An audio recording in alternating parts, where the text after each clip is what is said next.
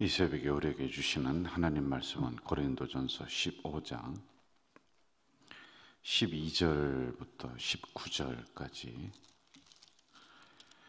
고린도전서 15장 12절부터 19절까지 보겠습니다. 우리 한 절씩 교독하도록 하겠습니다. 그리스도께서 죽은 자 가운데서 다시 살아나셨다 전파되었거늘 너희 중에서 어떤 사람들은 어찌하여 죽은 자 가운데서 부활이 없다 하느냐.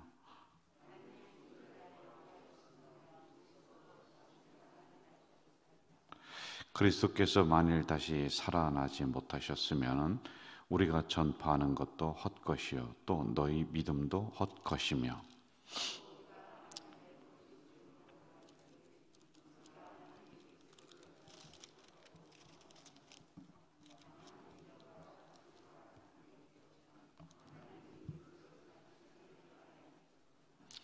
만일 죽은 자가 다시 살아나는 일이 없으면 그리스도도 다시 살아나신 일이 없었을 터이요.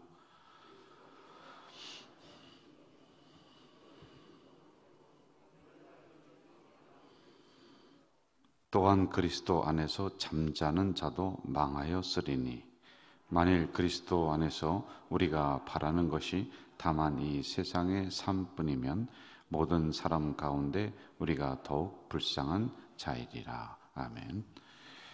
어제 이어서 부활에 대한 부분을 오늘 또 말씀을 드리면서 우리가 새벽에 묵상을 좀 하도록 하겠습니다.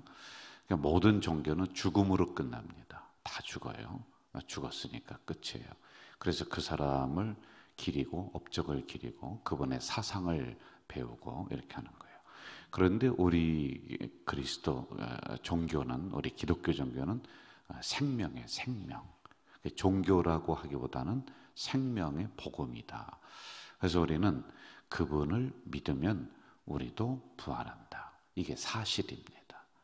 그래서 여러분, 이 땅을 이생이라고 하잖아요. 그리고 저 천국을 영생이라고 하는 거예요. 우리는 이생과 영생을 함께 살아가는 그런 존재들이 바로 우리들이다라고 하는 겁니다. 이런 부활의 주님이 오늘 이 새벽에 나오신 여러분과 함께 하시는 줄 믿습니다. 그러면은, 믿으시면은 우리의 언어, 생각, 삶, 이런 태도, 이런 게 이렇게 죽은 사람처럼, 그냥 생명이 없는 사람들처럼 그렇게 말하고 생각하고 하면은 그 믿음이 거짓말이다. 안 믿는 거다. 주님이 나와 함께 한다며요. 여러분, 아이들이 엄마 아빠와 동행을 하면서 손을 잡고 갈 때는 세상에 아무것도 두려운 게 없어요. 자신 있거든요. 그런데 이걸 믿느냐 안 믿느냐, 이 차이예요. 우리가 부모님과 손잡고 가잖아요. 그러면 두려울 게 없단 말입니다. 근데 두려움이 없다, 손잡고 간다라는데 거짓말이라는 거예요. 왜? 두려워하거든요. 우리는 겁을 내고 있거든요. 그리고 이 땅에서 일어나는 모든 어려움들이 다 끝이라고 생각하거든요. 부활을 믿는다며요. 부활은 어둠에서 다시 밝은 데로 나오는 것이고, 막혔던 무덤 문이 열리는 거란 말입니다. 죽음의 권세를 박차고 일어나는 것이란 말이에요. 이런 주님이 나와 함께 한다며요. 그렇다면은 이제부터 우리가 이 새벽에 이 말씀을 묵상한 우리 성도들은 자신 있게 나가야 돼요. 진짜 주님이 나와 동행하는구나, 나와 함께 하는구나 라고 하는 것을 진짜 믿어야 돼요. 그러면 여러분의 삶에 변화가 일어날 줄로 믿습니다. 다른 사람을 대하는 것도요, 저 사람에게도 부활의 주님이 있고 나에게도 있는데 내 안에 있는 이 주님이 어떻게 생각할까? 그러므로 조심해야 되는 거예요.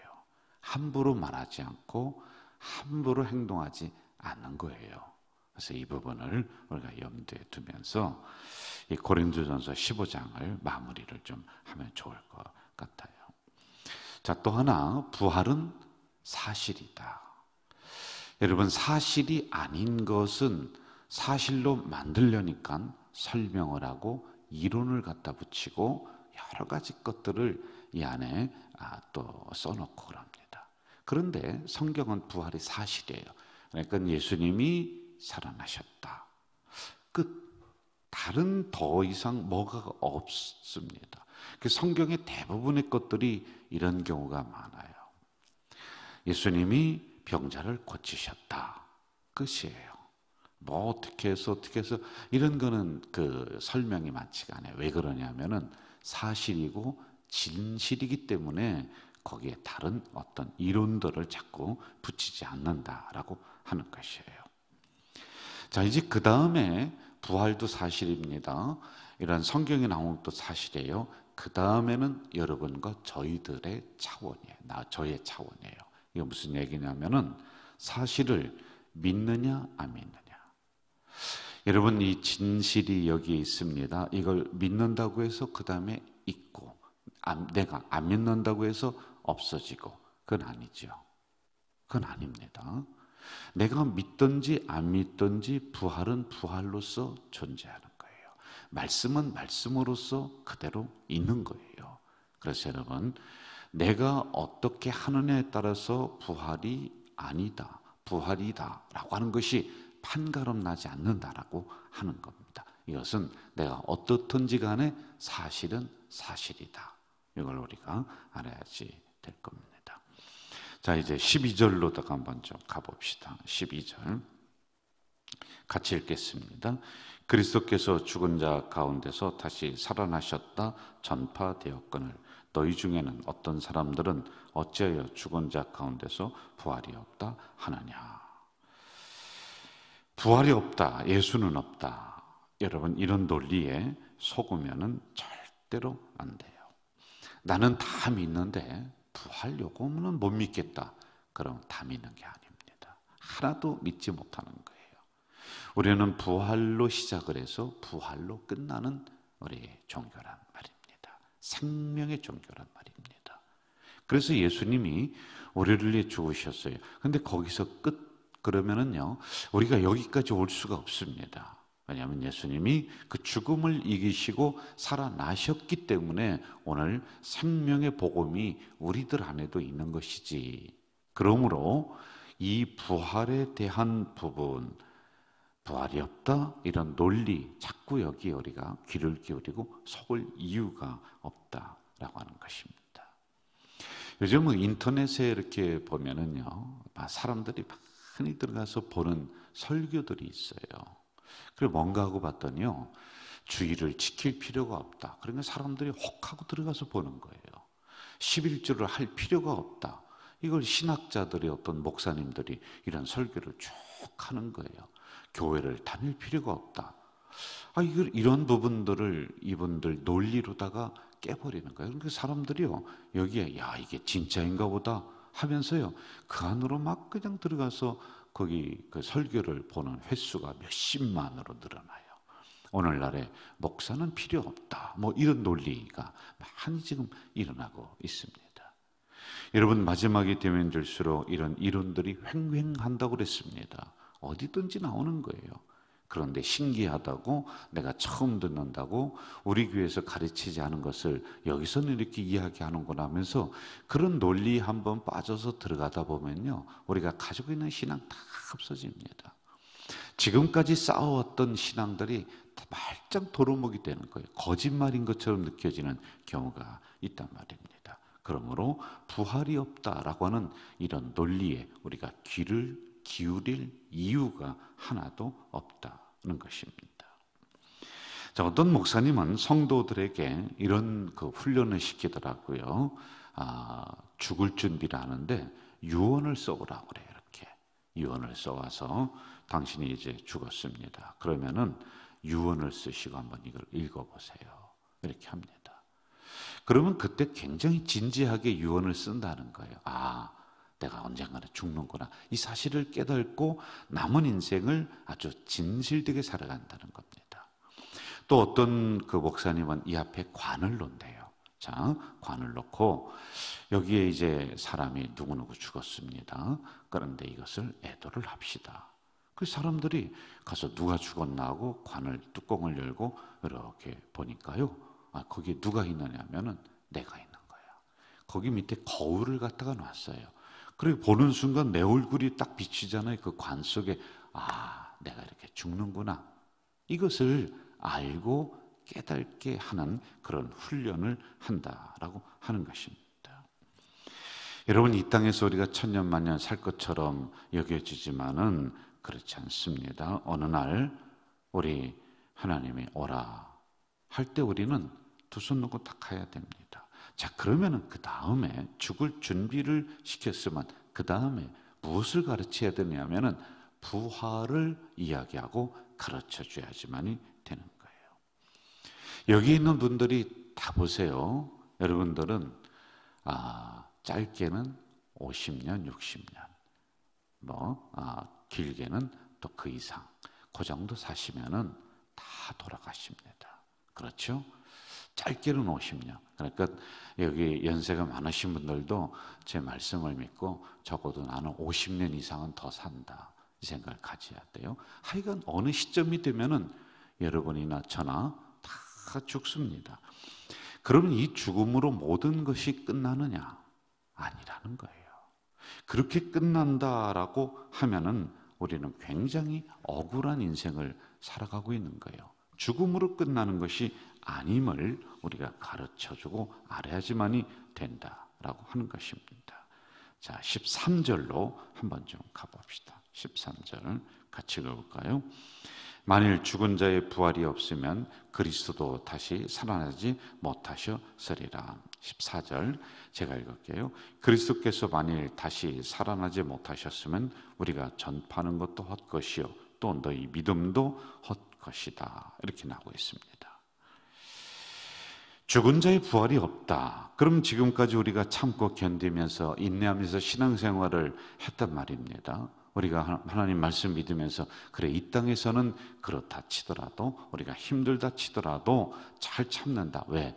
저 영생의 나라에 가서 우리가 보상을 받는다. 그때 심판대 앞에 모든 사람이 선다. 이걸 우리가 믿었단 말입니다. 그런데 이 믿음이 헛것이 된다라는 것입니다. 여러분, 이러면은 우리 신앙생활한 게 얼마나 거짓말이고 얼마나 억울하고 그렇습니까? 이 땅에서 살아가는 사람들 막 속이고 잘못하고 그러면 우리가 그걸 보면서 그래, 좋아. 이 땅에서는 그렇다 치더라도 당신 언젠가 하나님 심판대 앞에 서서 이 땅에서 벌은 받지 않았지만은 하나님 앞에서는 당신은 벌 받을 거야. 이게 우리에게 있는 거거든요. 우리가 열심히 살아가는데 여기에서 보상을 못 받을 때가 있습니다. 그러면 그래, 하나님 앞에 가서 우리가 면류관 받는다 했으니 내가 열심히 여기서 봉사하고 열심히 신앙생활하면 되지 라고 하는 생각이 있어요. 그런데 이게 없다라고 하면 여러분, 우리의 믿음이 얼마나 허무하고 헛것이 되겠느냐. 이것은 거꾸로 얘기하면 반드시 있다라고 하는 것입니다.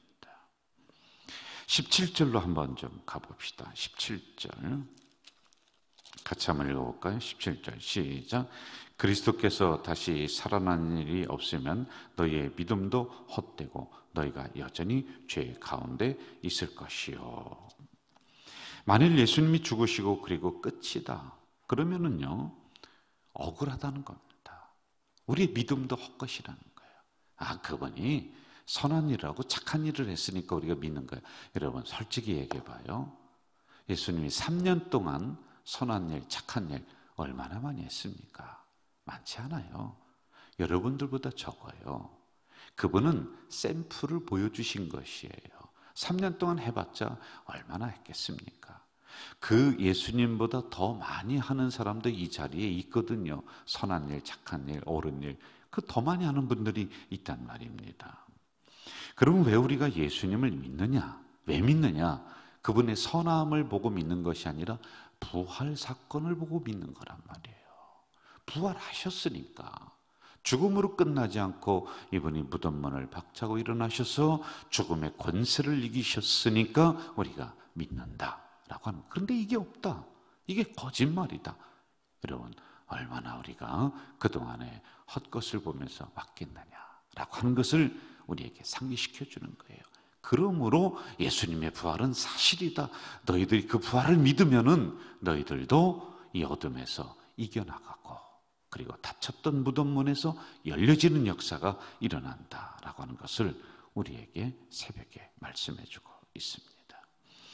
저는 이 부활의 주님께서 오늘도 우리 가자 공동체와 동행하시기를 주의 이름으로 축원합니다. 여러분을 묶어놨던 것들이 끊어지고, 닫혔던 문들이 열려지고, 어둠이 그 새벽의 부활의 여명으로 밝아지는 그 역사가 있기를 주의 이름으로 축원합니다. 사랑하시는 아버지 하나님, 이 새벽에 부활에 대한 부분을 다시 한번 묵상했습니다. 부활은 우리 생명의 복음인 기독교의 시작이요 또 마침표입니다. 내가 다 믿지만 이걸 못 믿는다, 그럼 다 믿는 게 아닙니다. 하나도 믿지 않는 것인데, 이 부활이 만약에 없다라고 한다면 그동안에 우리가 걸어왔던 이 믿음의 걸음이 얼마나 헛되겠습니까? 분명한 사실인 줄 믿사오니 이 부활의 주님과 우리가 믿으며 동행하며 살아가는 우리 공동체가 되도록 역사해 주시옵소서. 그러므로 우리를 묶어놨던 사슬들이 풀어지게 하시고, 우리들 앞에 있었던 문제들이 물러나게 하시고, 우리들을 막아놨던 여러 가지 문제의 큰 돌무덤들이 굴려나가서 우리의 길이 형통하게 되는 그 역사를 허락해 주시옵소서. 오늘도 그 주님과 동행합니다. 담대함을 가지고 이 세상에서 이겨나가는 우리들 되게 도와주시며, 특별히 부활의 주님이 내 안에 계시다는데 내가 언행 심사 더 조심하며, 그래 주님이 계시니 주님의 눈으로 세상을 보고, 주님의 눈으로 상대방을 보고, 그리고 주님이 내 안에 계시니 더 조심하며 살아가는 오늘 하루 되도록 인도해 주시옵소서. 예수님의 이름으로 기도하옵나이다. 아멘. 하늘에 계신 우리 아버지, 아버지의 이름을 거룩하게 하시며 아버지의 나라가 오게 하시며 아버지의 뜻이 하늘에서와 같이 땅에서도 이루어지게 하소서. 오늘 우리에게 일용할 양식을 주시고, 우리가 우리에게 잘못한 사람을 용서하여 준 것 같이 우리 죄를 용서하여 주시고, 우리를 시험에 빠지지 않게 하시고 악에서 구하소서. 나라와 권능과 영광이 영원히 아버지의 것입니다. 아멘.